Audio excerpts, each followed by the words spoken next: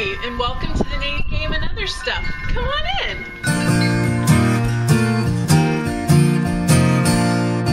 Scissors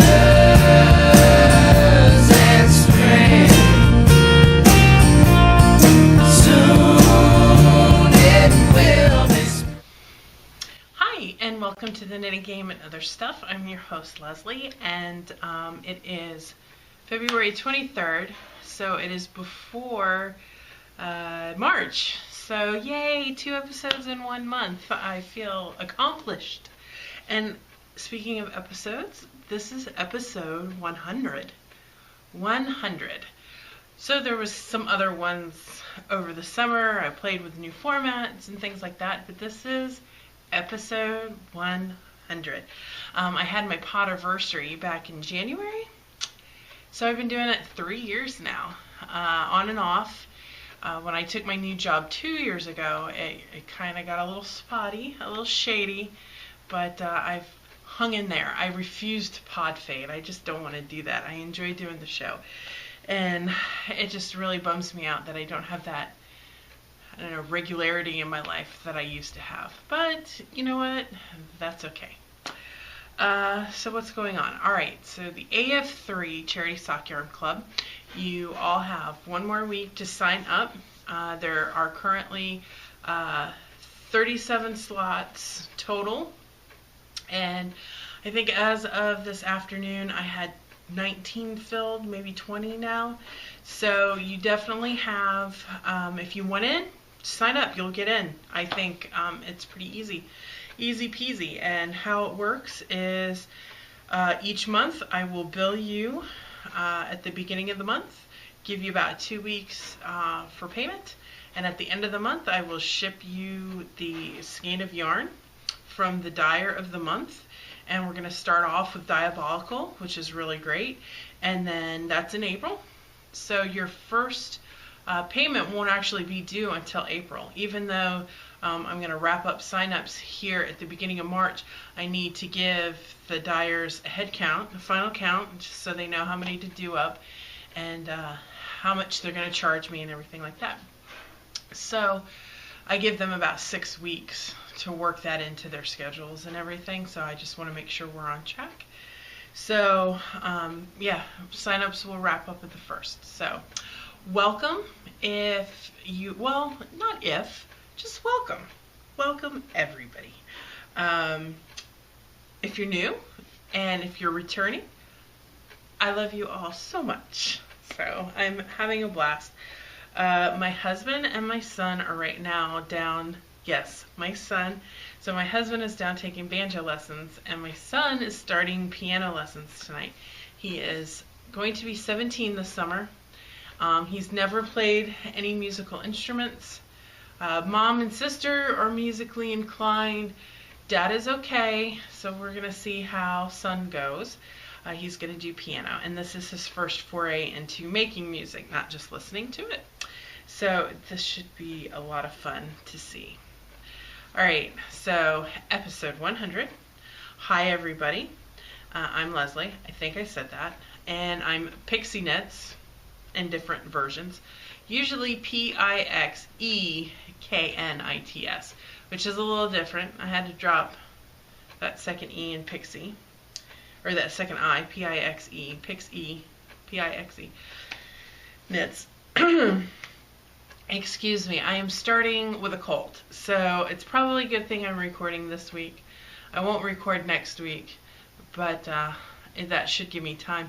But if you can feel it kind of started burn a little in that throat, in the back, and I've been doing that kind of clearing the throat thing all day, and it's been horrible.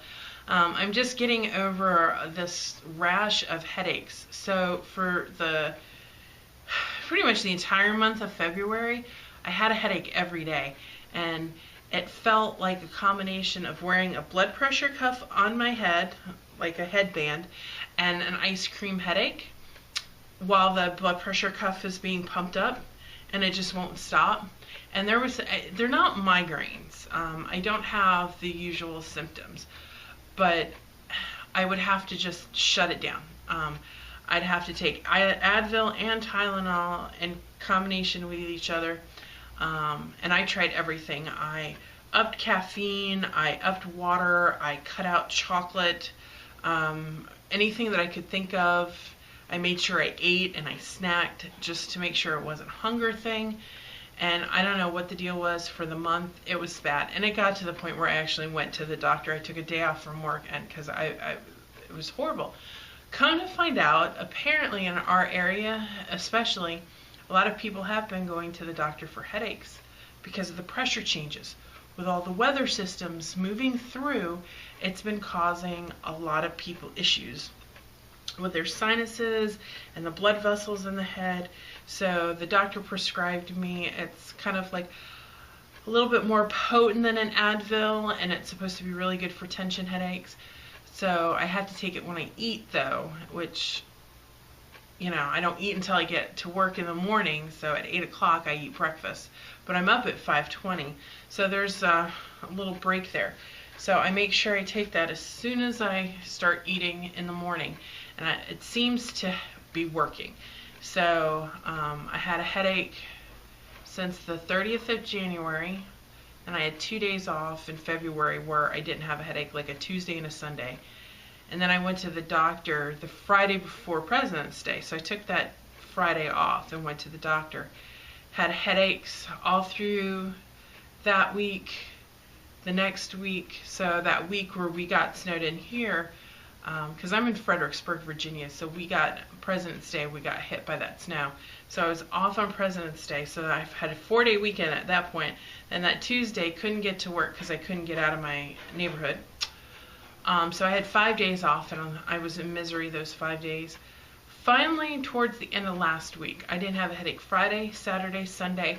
I felt one kind of coming on today, but I took my medicine right away, and I stopped it before it even started, so that's great. So I'm feeling much better with that. But it's not migraines. It's really weird. It's like a tension, pressure, atmosphere. When the winds get really bad here, and they've been really bad this year, they seem worse. So I don't know if it's because my head is hollow and I'm getting something rolling around. Anyway, so I've been doing a lot of knitting. I finished my one cowl, but I haven't brought it in to show you guys. It's that one with the double rainbow hand spun from Into the World that I had beaded on the glass, on the golden thread, and then I held it double with the Knit Picks Bear at about the same weight. I think it was the bulky, and I held it double, and it didn't come out like I wanted. It's okay, but I'm a little disappointed, so I'll have to bring that next time to show you guys because I did finish that. But I've been working on quite a bit. So let me start over here first because I have it all around me. This is just a plain pair of socks. I started last week. Yeah, last week. So this is Rainbow Unicorn Fight, or Unicorn Rainbow Fight. Some fighting unicorn and rainbows are involved, and this is the Cyborg Craft Room. And I don't know what the base is. I forgot to look. But I won this at Zombie Knit Apocalypse last year as my door prize, or I don't know, my raffle drawing thing. So this is what I won last year, and she's going to be a vendor at ZK again this summer. She's also one of the dyers for the AF3 Charity Sock Yarn Club. So expect some really nice colors from her for that. So there's an example of her work. And so here's where I am on my sock. I did a rounded toe instead of the regular increases. I wanted to see how that turned out. So I did the rounded toe, and I'm just doing 2-2 rib on the top. And then I have a different heel pattern that I was thinking about using. It's, excuse the paper rattling, the No Muss No Fuss short row heel. I'm going to try that on one of the socks just to see how I like it. And if I don't, I'm going to do my Fish Lips Kiss heel, because that I know I can do. So this is going to be one of the entries for the Stockinette Zombies knitting, Zombie Knit Apocalypse, sorry, 2015, one of my knit along entries, because I am using one of the vendor's yarns.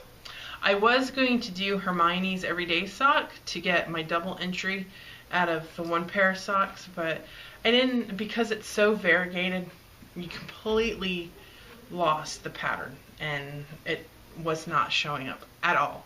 So I decided, you know what, I'm going to just do straight nice socks, quick socks, knock them out. I love socks, so I haven't been knitting them nearly as much as I'd like to.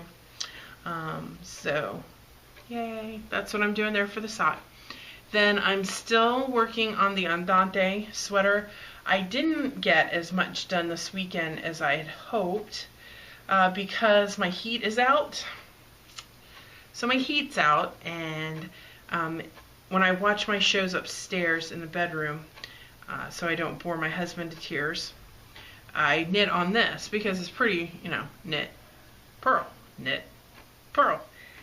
But it was so cold this last weekend, I just wanted to cozy under the covers, and I didn't really knit on it much this weekend. But I'm almost to the point. I thought it was 40 raglan increases, and then you drop the arms off, the stitches for the arms. No, for my size that I'm doing, it's 43. Arrgh! 43. I thought, oh man, I was so happy. I'm like, oh, I'm gonna be able to. It's so close, but so far away. So I'm still working on it. I didn't mark where I was, but you can see it's coming along. It looks like the top of a sweater. So, and I've already changed skeins, and I can't tell right now. I can't tell. I'm using Cascade 220 Superwash. So since it's commercially dyed, I'm really not worried about the differences between, you know, the different skeins of yarn showing up. If it does, it does. I don't really care. In this piece, it's not like a showpiece. This is going to be a utilitarian type sweater like my other Rocky Coast is. But this one might fit better, so I may actually wear it out. Okay, so these next two pieces have a little bit of story to them. I usually do not purchase anything from a banner ad. So Google, you can put as many banner ads on my stuff as you want. I am not going to click on them.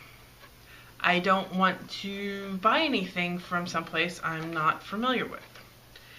The only exception to that is on Ravelry. Banner ads on Ravelry, love them. I will click through on those suckers all the time because I like the stuff.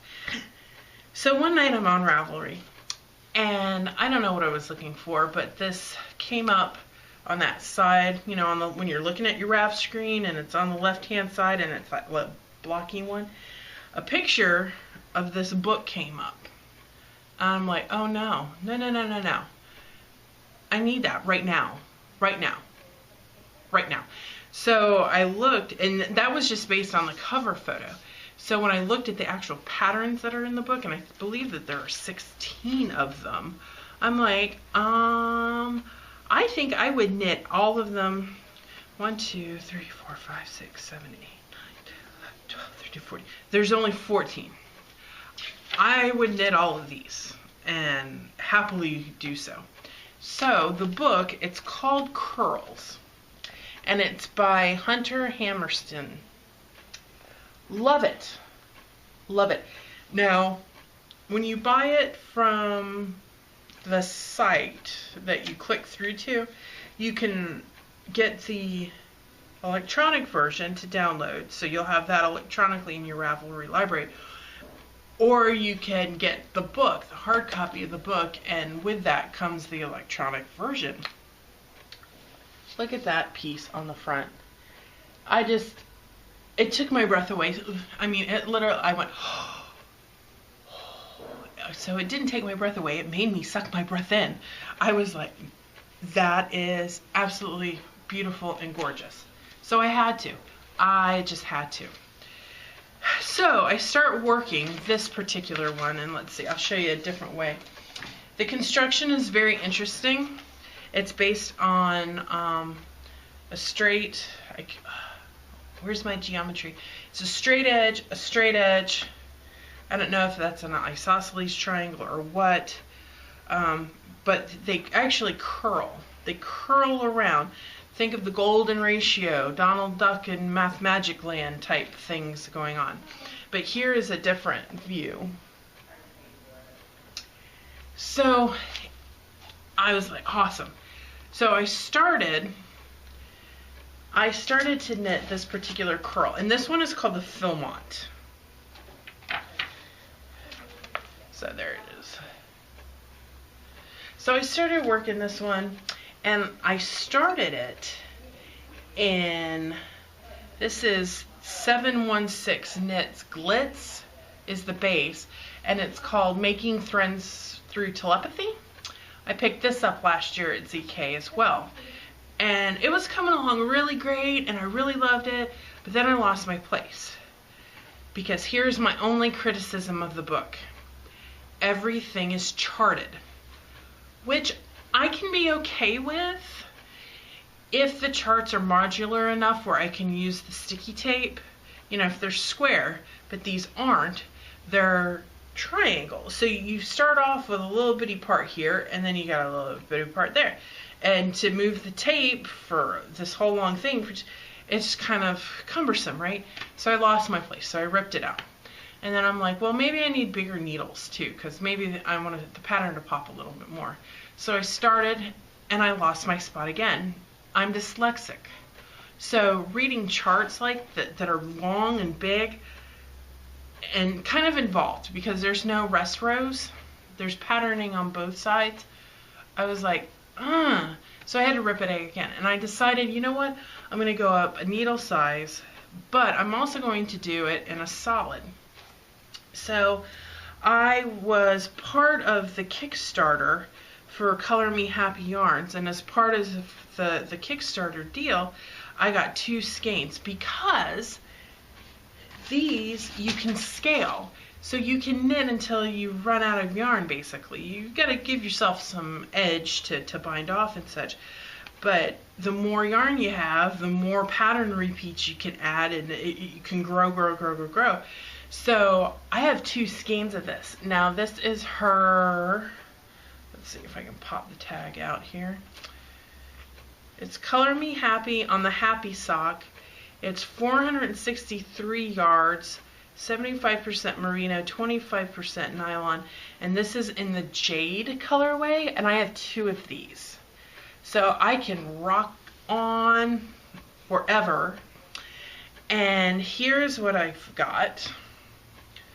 I'm currently on the wrong side, and I'm in the middle of a row, but you can get an idea of how it's coming out. I have finished 1 whole repeat, and I'm in the middle of doing the second one and adding on.